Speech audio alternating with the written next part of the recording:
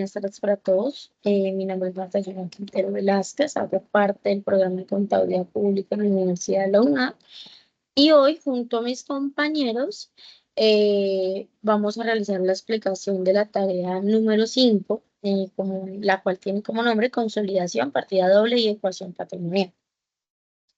Mis temas a escoger son la historia de la partida doble y la ecuación patrimonial. Una vez claro eso, voy a compartir mi pantalla para iniciar mi explicación. Historia de la partida doble. Vamos un poco desde la historia, ¿cierto? Primero, ¿qué es la contabilidad?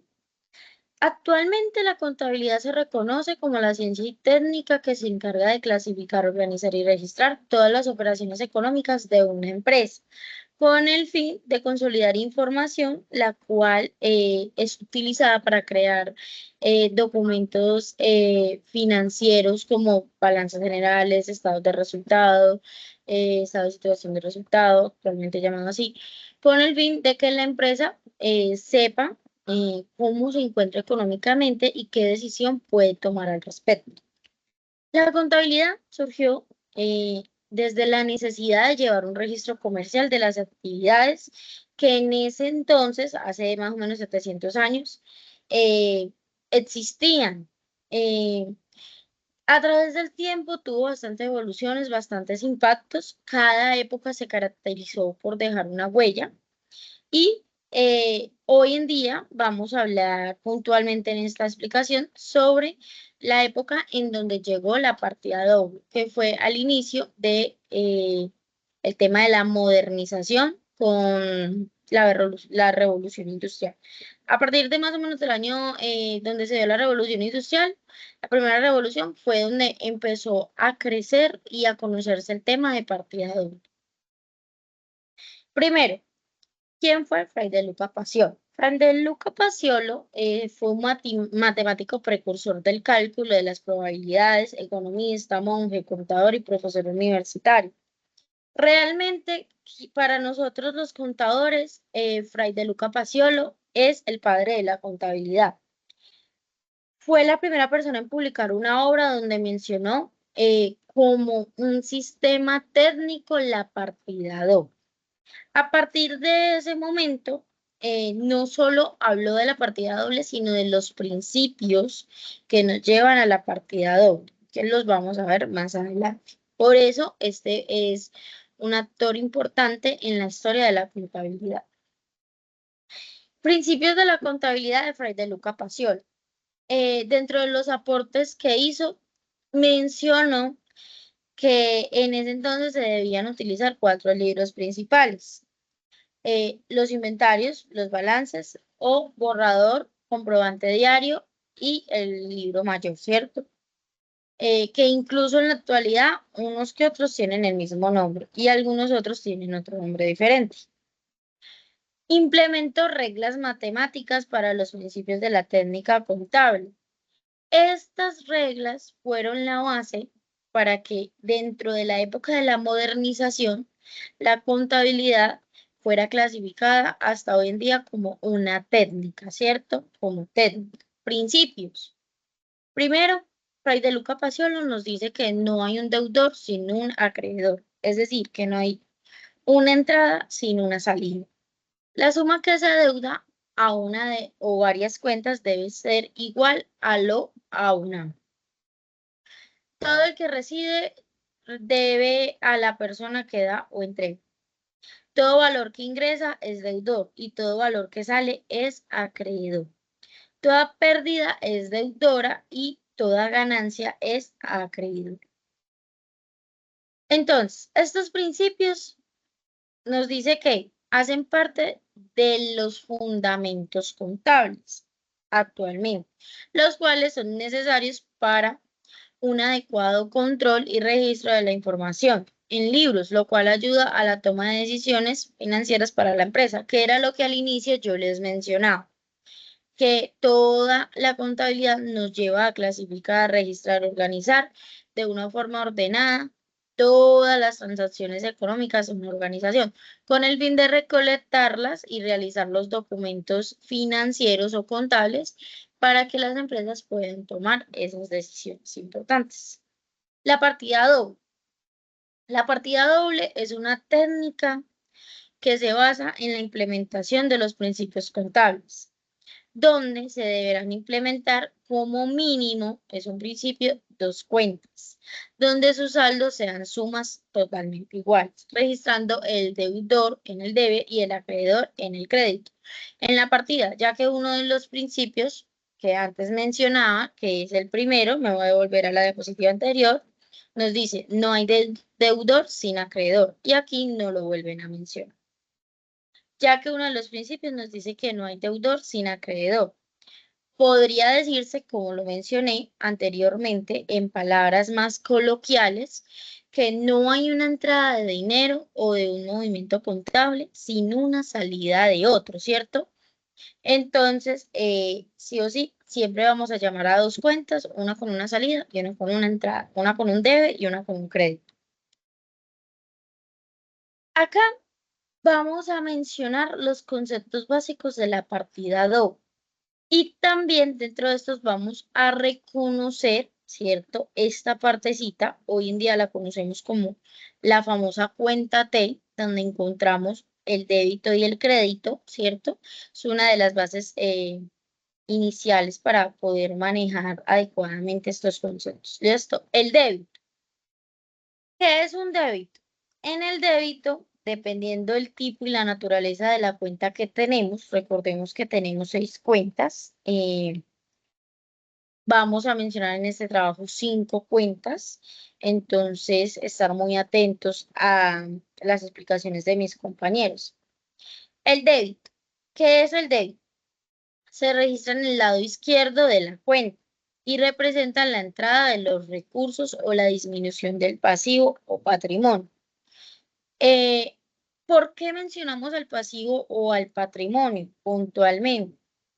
Resulta que las cuentas del pasivo, que son las cuentas del número 2 y las cuentas del número 3, que son las del patrimonio, son de naturaleza crédito. Quiere decir que cuando yo adquiero eso, hablando puntualmente de un pasivo, que es una obligación que ya lo vamos a ver más adelante, cuando yo adquiero, cuando creo en mi empresa ese pasivo, es una cuenta que me va a ingresar o me va a nacer o a existir desde el lado crédito. Y si yo lo quiero disminuir, tengo que ir cancelándolo o ir disminuyéndolo desde el lado débito, ¿cierto? Entonces, crédito se registra en el lado derecho de la cuenta y representa la salida de un recurso o, por el contrario, como les expliqué con el débito, el aumento del pasivo o del patrimonio.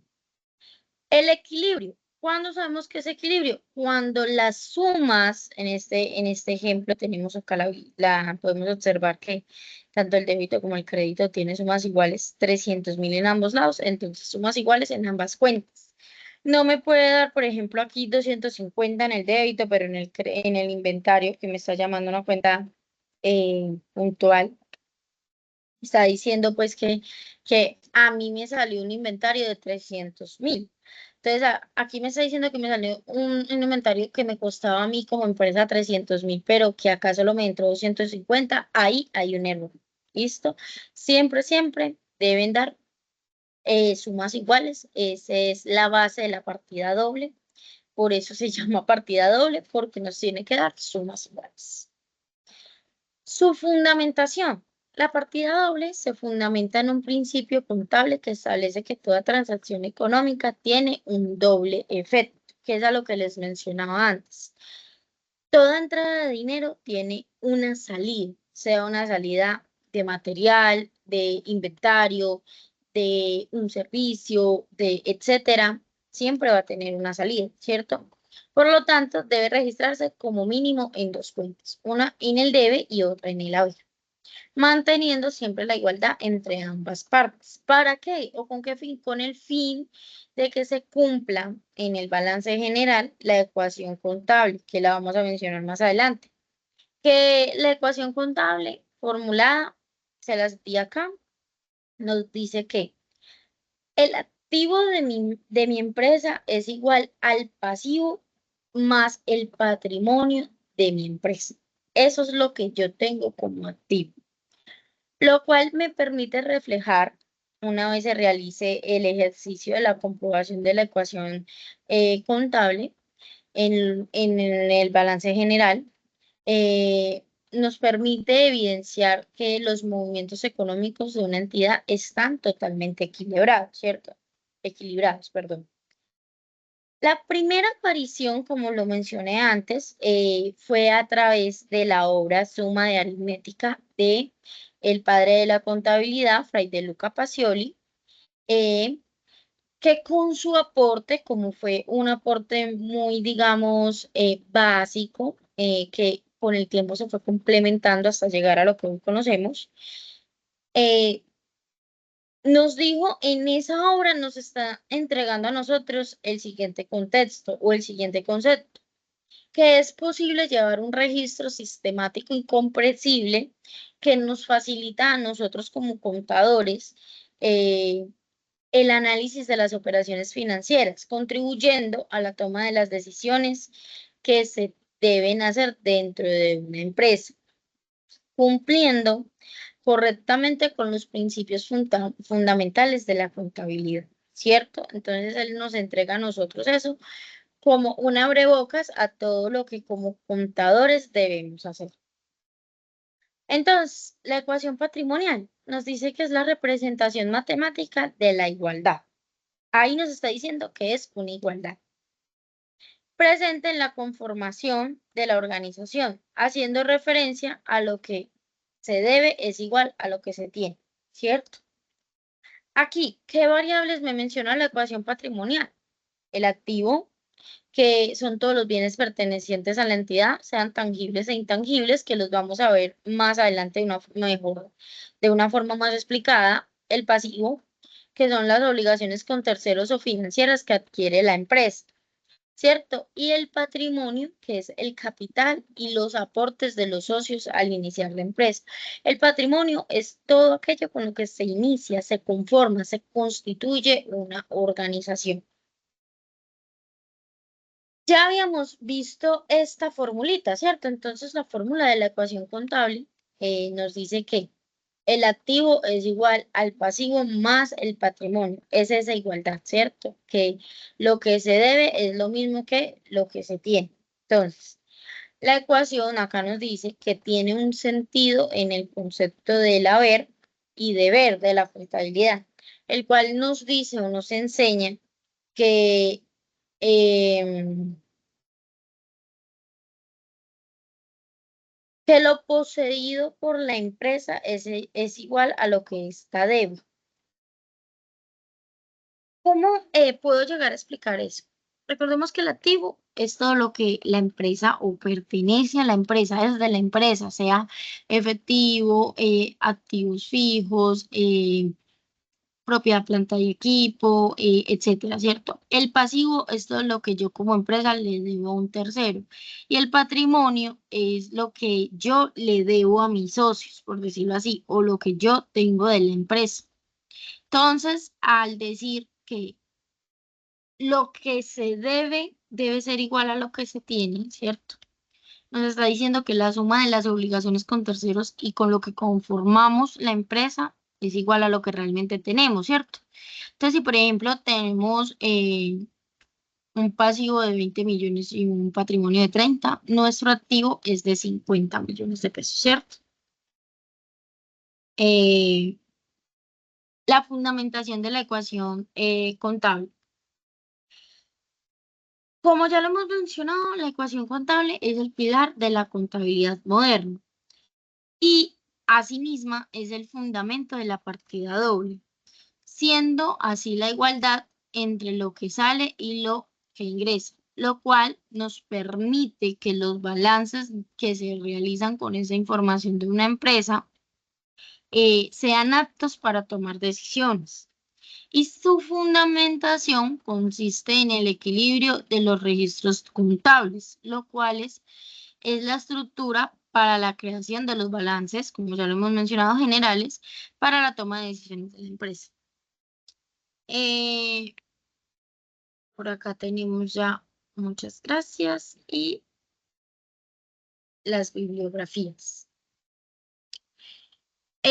Bueno, por el momento esta es mi explicación. Vamos a continuar observando la explicación de mis compañeros para entender un poco más la consolidación de la partida doble. Listo. Muchas gracias.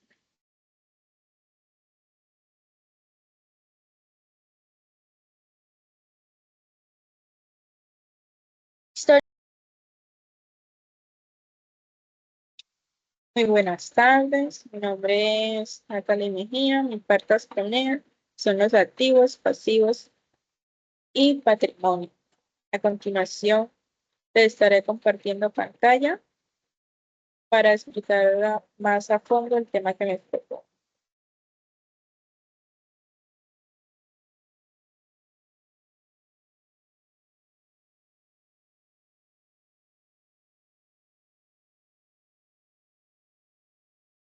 ¿Qué son los activos? Los activos es todo lo que representa bienes, derechos y otros recursos controlados por una entidad de los cuales se espera tener beneficios económicos a futuros. Unos ejemplos más claros de qué son los activos sería el dinero en efectivo, las cuentas bancarias, las inversiones, las propiedades, maquinaria y equipo, cuentas por cobrar, inventarios, activos intangibles o vehículos. Pero se preguntarán, ¿qué caracteriza a los activos? Estos se caracterizan por su liquidez, que es la capacidad de convertir un activo en efectivo de manera rápida y sin pérdida significativa. Por otro lado, está la rentabilidad, que es la forma de generar ingresos y beneficios a través del tiempo. Por último, está el riesgo, que es la posibilidad de que el valor del activo disminuya o que no se obtengan los beneficios esperados. ¿Qué tipos de activos existen? Existen los activos corrientes, que son aquellos que se pueden convertir en efectivo en menos de un año, tales como las inversiones a corto plazo o cuentas por cobrar. Los activos no corrientes son aquellos que la empresa espera utilizar durante más de un año, como las propiedades, plantas, equipos o inversiones a largo plazo. Los activos intangibles son aquellos que no tienen presencia física, pero tienen un valor para la empresa, tales como patentes, marcas registradas o derechos de autor. Para finalizar, los activos financieros son los derechos de aquellos que tienen valor, como acciones, bonos derivados, fondos de inversión o planes de pensiones. ¿Qué son los pasivos o cuentas por pagar? Son las deudas y obligaciones que una empresa tiene con terceros o entidades financieras, incluyendo las obligaciones fiscales como los impuestos y todo aquello que la empresa debe pagar. Un ejemplo claro de esto sería los salarios, los cuales son una obligación de la organización. ¿Cómo se clasifican los pasivos? Estos también se clasifican en no corrientes, que son aquellos a largo plazo con vencimiento de más de un año. Los corrientes, que son a corto plazo con vencimientos de menos de un año, y los contingentes, que son las obligaciones probables que pueden surgir en el futuro, en razón a situaciones presentes o pasadas, y que pueden implicar para la empresa un pago o el cumplimiento de una obligación. ¿Qué normas se aplican en estos? En este se aplica la NIT 1, que es la presentación de los estados financieros, la NIT 37, que son las provisiones de pasivos contingentes, la NIT 9, que son los instrumentos financieros, tales como préstamos o bonos, y la NIT 16, que son los arrendamientos. ¿Por qué se caracterizan los pasivos? Estos se caracterizan por su compromiso de pago de entrega, que son los recursos económicos en el futuro. Esto significa que la entidad se compromete a desembolsar dinero, bienes o servicios en beneficio de terceros para cumplir con una obligación contractual. Por otro lado, está la evaluación de solvencia, que es la cantidad y la naturaleza de los pasivos, que es fundamental para evaluar la solvencia financiera de la entidad. Por último, está la causación, que hay de registrar contablemente una deuda o obligación en el momento en que se nace. El compromiso no El compromiso, no cuando se paga, sino cuando se devenga o se exige. Por último, ¿qué es el patrimonio? El patrimonio es el corazón financiero de una empresa. Representa el respaldo de los dueños y la capacidad de crecimiento con recursos propios. ¿Cómo se clasifican estos? Estos se clasifican en patrimonio contable, que son aquellos que se ven reflejados en los libros contables, el patrimonio económico, que es el valor real de la empresa en el mercado, y el patrimonio jurídico, que son los derechos legales del dueño sobre los activos. ¿Qué normas contables se aplica? Se aplica la NIT 1, que es la presentación del patrimonio en el balance, la NIT 29, que son los ajustes por inflación del patrimonio, y la NIT para país de la sección 22, que es el capital y distribución de utilidades. Existen varios cambios que pueden ocurrir por aportes o retiros de socios, distribución de utilidades, resultados del ejercicio o revalorización de activos. Espero que les haya quedado un poco claro de qué son los activos, pasivos y patrimonio. Eso, eso.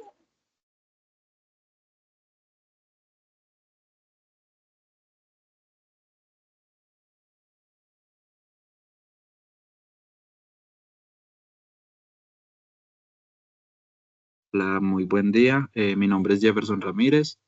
En este momento, como tal, me dispongo a exponer la presentación del trabajo, la tarea número 5. A continuación, voy a leer como tal, a exponer mi parte. ¿Listo?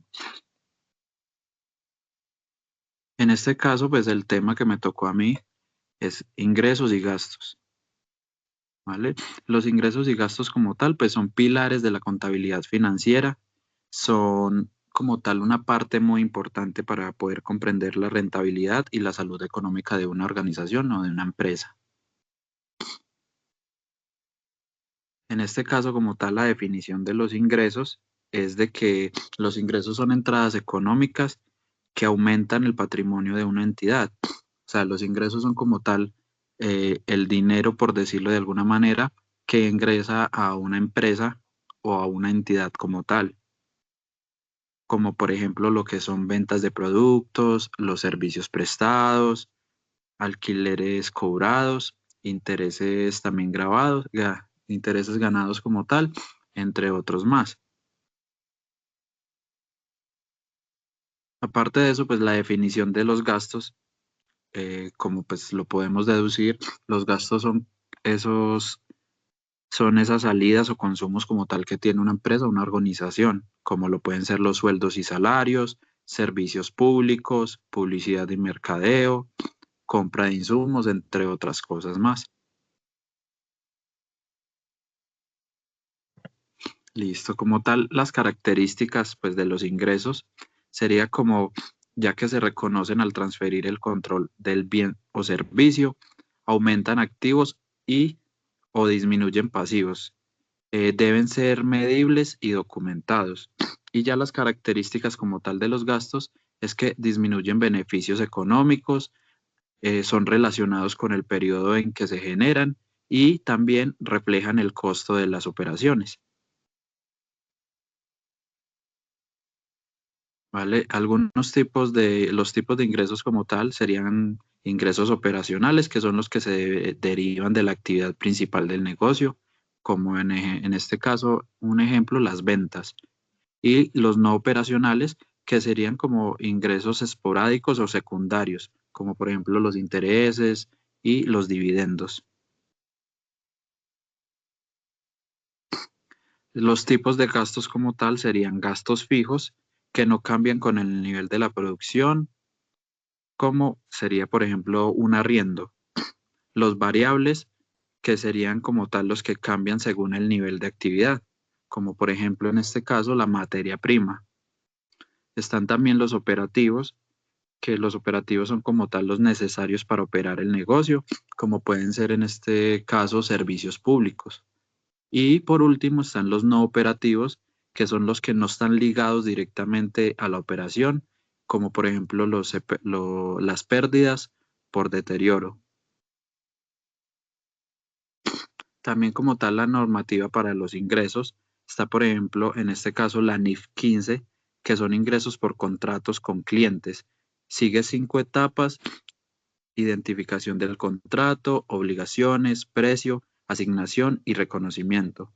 Y también como tal la sección 23, que esa sección 23 es como tal el reconocimiento cuando es probable recibir beneficios económicos y se pueda medir con fiabilidad. Ya lo que son las normativas para los gastos, está como tal el principio de devengo, que son como los gastos que se registran cuando se incurren o cuando no se pagan. Y el principio de asociación, que es relacionar gastos con los ingresos del mismo periodo. Como tal, las conclusiones claves son de que ingresos y gastos son esenciales para medir el rendimiento de una entidad. También su clasificación y registro adecuados garantizan información financiera útil. Y pues también adicional, las normas contables brindan los lineamientos para su tratamiento correcto. Vale, y en este caso como tal, aquí ya podemos ver las bibliografías de donde fue sacado el trabajo. Muchas gracias por todo.